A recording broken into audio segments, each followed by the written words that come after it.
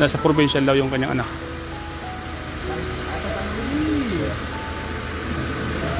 Ito po mga kalingap, nagbigay po si Kalingap Rab ng para kay kuya. Ayan kuya, gamitin mo yan sa gamot ng anak mo ha. At sana makatulong sa yan. Si Kalingap, salamat. So ay mga kalingap, good morning po sa lahat. Welcome po sa aking munting channel mga kalingap.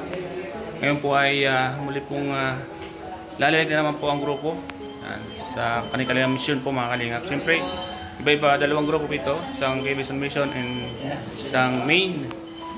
Yan po si Kalingap. Kalingap. Wala mo na yun. Bro! Bro ka na. Kalingap, palis na po ito. Saan talaga? Yan mga kalingap. Ito po mga kalingap. Ako na po kami. Paalis na rin po kami. Mission. Yan, may bisita naman po. Shoutout po mga kalingap sa inyo lahat. Mapagpalang hapon po. Gabi, tanghali. Bakit tayo kasama sa mission. Po, umingi po ng tulong kay Kalingap Rab si nanay na hospital po daw kasi yung kanyang asawa. Yan, mayroon pong binigyan po siya ng pambayad sa hospital. Mga kalingap, ganun po kabait si Kalingap Rab mga kalingap. Talagang yan po mga kalingap, hindi po yan napapaindihan Kalingap Rab. Bigyan niya po ng pera para po sa asawa niya pong nasa hospital. So mga kalingap, alis na rin po yan mga kalingap na mission.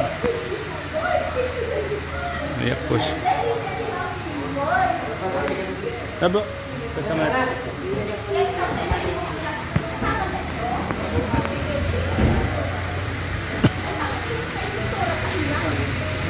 Laki, binigyan ng malaking pera po si nanay Kalingap Rab.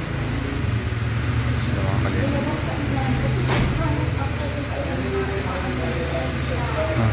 Mga kalingap. Nanay po. Hawakan niya po ang malaking pera. Oh.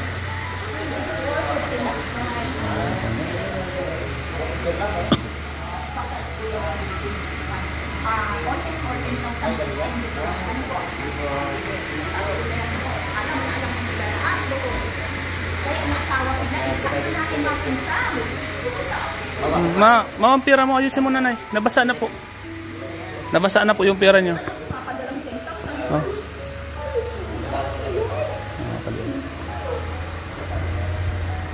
Bibilang po ng pera si nanay mga kalingap.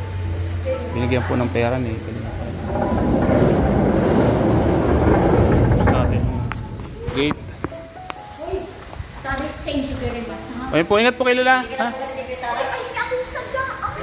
Ha?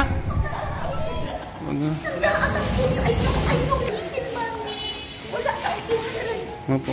May 100 ako dito. Napalitan pang 50. Kaya 100 only ha. Yan. Thank you vlogger. Ano po? Ingat po kayo nanay. Sige na. Si Lord na niya. Wala. Ay, sa 10,000 sinabi ko nandiyan pa. Uy! Wala. Ito kuya. Good morning kuya. Ano po pangalan nyo kuya? GR. Taga saan po kay kuya? Alawihaw. Ano po yung kailangan nyo po kuya? Lapit lang po kay Kuya Rob, maano na po ang tulong. Para po saan? Kung sa pag-ano na po, labas ng anak ko sa ospital. Yung anak nyo nasa hospital. May ko na po siya.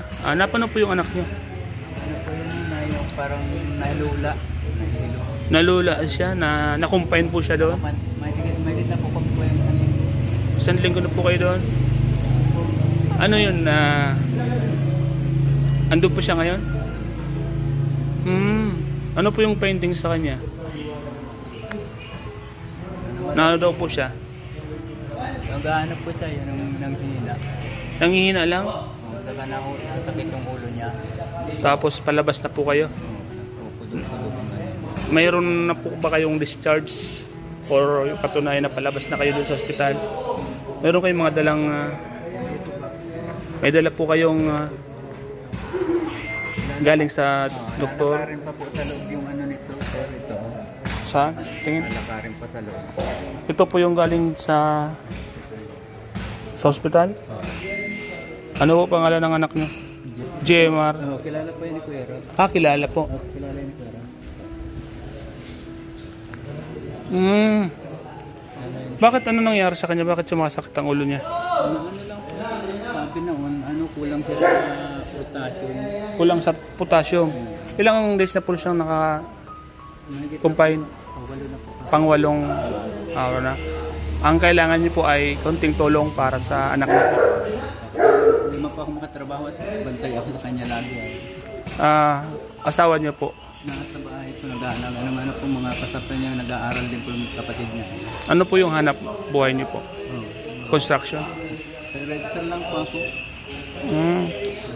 Ito po yung may mga resita po kayong galing sa doktor? Meron po yung iba nga hindi ko pa nabili.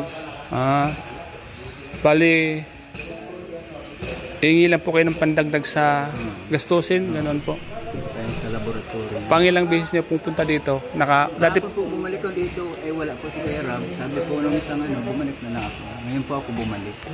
di, maliban po sa pagpunta nyo ngayon dito, nung nakaraan po ay naglapit na rin po kayo dito? Matagal na pang nakaraan yung po yung anak ko noon, yung maliit, yung nagkasakit. Lumapit din po kayo dito. Kumusta naman po? Nabigyan naman po kayo? Yan po yan. Kailan pa kaya yon? Last month? Matagal na po. Tagal na po. So ngayon po ay ito naman po isang anak nyo. Itong kalingap si JMRC Lavares. Anong year na po ito? Anong year na to? Grade 10 na po yan. Grade 10 na. So yung mga kalingap, umihi po siya ng tulong. Lumapit na po ba kayo sa ibang mga pwedeng ingin ng tulong? Hindi po ako makalapit ng gaano po tayo. Ano po pa inaasikaso ko. Sa SWA, so dyan baga sa mga hospital, may mga pwedeng lapitan po dyan. Sige lang po, ipapakita po natin ito kay Kalingap Rab. At kung mabigyan po tayo, ayan, pasalamat po tayo. Ano po? So, kailangan niyo po ay pandagdag sa panggastos po. Ano? At alam niyo naman po si Kalingap Rab, marami pong tinutulungan. Ano po? So, ilalapit po natin ito kay Kalingap Rab. Ano? Saan hospital po kayo? Nasa provincial po. Provincial hospital dito sa Dait po, ano? Nasa provincial po sila mga kalingap ngayon. Nakakomplain po yung kanyang anak. At may dala po siyang galing sa doktor. Yan, valid for 2 days. Oh, valid lang ba ito for 2 days? Ano to? Discharge. Yun o, PhilHealth to. Pwede kayo lumapit sa PhilHealth. Yan o. Lumapit na po kayo sa PhilHealth. Oo. Kasi doon sa PhilHealth ay kailangan din ng mga reseta. Sa kayong galing sa doktor. Sabi po wala ka daw pondo. Ha? Ano po? Wala daw pong pondo. Walang pundo ang PhilHealth? Yung po doon saan. Sabi po doon sa provincial, walang pundo. Sila po mismo nagsabi noon, walang pundo. Ano po? Sa ano po yun? Sa laboratory. Laboratory po. Hindi man ako nag-ano po sa PhilHealth. Yung kapatid ko ang naglakad dyan. Wala daw pundo ang PhilHealth ng... Hindi man po ako sinabihan yan. Kasi meron po yan, PhilHealth yan. Walang pundo. Tama po ako naglapit yan. Yung kapatid ko pang nag-ano yan ay. Sige po at nilapit po natin ito kay Kalingap Rab. Ano? Kasi... lahat po kasi ng mga pupunta dito ay kailangan po namin interviewin para malaman din po namin kung ano po yung mga kailangan at kung nakakailang balik na po. At siyempre para nandun po malaman natin kung ano po yung mga kakailangan po natin.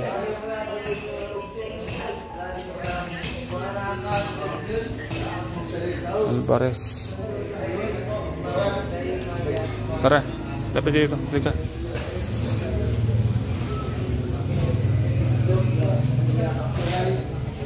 So, kuning bro. Si Kuya. Nakadalawang balik na siya dito. Last pa. Para saan yan? Humingi siya ng konting tulong para sa anak niya. Nasa hospital daw bro. Kahit konti lang daw bro sabi niya. Pandagdag lang daw bro sa kanyang panggastos. Nasa provincial daw yung kanyang anak.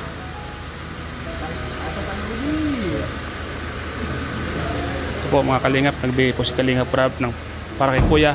And makikita niyo po mga kalingap, lahat po dito ay nabibigyan po. Ayan Kuya. bigay ni Kalinga Prab. Pasalamat ka kay Kalinga Prab. Kalinga Prab. Sabihin salamat lang. Okay na, kuya. Nasa loob na. Kunin ko salamat kay Kalinga Prab. Pasalamat kayo. Sa pasalamat po ako kay Kalinga Prab. Para natulungan po yung anak ko. Pangalang bis mo nang punta dito, kuya? Dalawa na po. Pangalawa na, okay. Gamitin mo yan sa gamot ng anak mo. At sana makatulong sa yan. Si Kalinga, pasalamat ka. Salamat po. Palabas na rin po kami sa hospital. Lalakarin ko lang po yung sa loob niya. Okay, kuya. Sige, kuya. Ingat ka palagi, kuya. Mga Kalinga.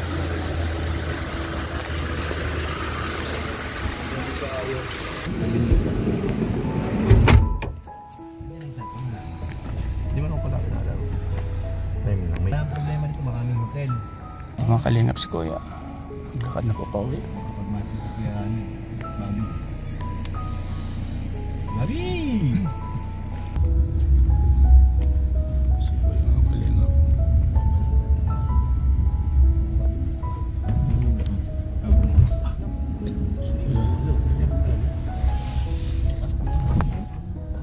Lakad na po si kuya. Kaya nga tinawag na taong dalagang racing. Bakit? Takot sa tao. Napasok ka pala, no? Pubuti yung giyag takbo sa'yo. Mga Kalingap, papunta na po kami ng mission mga Kalingap. Nasa banda po kami. Salamat po sa inyo lahat mga Kalingap. Salamat po kay Kalinga Prab dahil lahat po ng mga pupunta po sa coffee shop ay tinutulungan niya po mga Kalingap. Kasi marami pong nagko-comment doon sa ibang mga pupunta ay sila po ay nagreklamo pag nabibigyan. Sana po mga Kalingap ay magpasalamat na lang po sila. Kahit pa paano ay hindi po sila nabibigo pag pupunta ng coffee shop mga Kalingap. Salamat po mga Kalingap sa inyo lahat sa panonood niyo po sa vlog ko pong ito. Thank you po kay Kalinga Prab, kay Kuya Val, kay Ate Edna, kay Ma'am Jack. Salamat po sa inyo lahat mga Kalingap. Salamat po sa napakabuting puso po nila sa ating mga kababayan. Salamat po. God bless po. Bye bye po mga Kalingap.